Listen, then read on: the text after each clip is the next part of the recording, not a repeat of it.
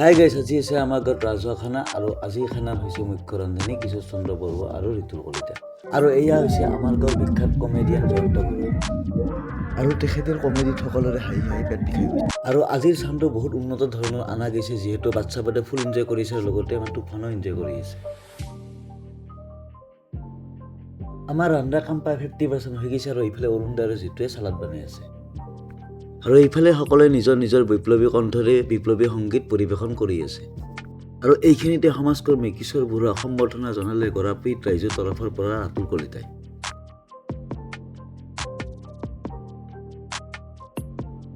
এইফালে ভাত আঞ্জা ৰেডি হৈ গ'ল, যিহেতু এইফালে আমাৰ দাদাহঁতে ভাত দিয়াৰ বাবে ডেজমেন্টছবিলাক ঠিক কৰি আছে। পোনপ্ৰথমে গাঁৱৰ বৃদ্ধ আৰু মহিলাখিনিক ভাত খাবৰ কাৰণে বহিব দিয়া হৈছে আৰু এইফালে আমাৰ দাদাহঁতে ভাত দিয়াৰ প্ৰস্তুতি চলাই আছে।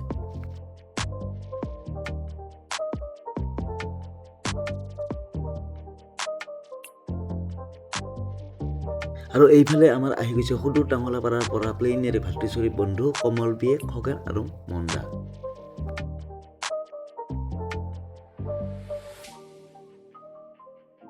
আৰু এইফালে আমাৰ মনোজ দা, অৰুণ দা আৰু শৰ্মা পুৰা একদম চেপি দিছে।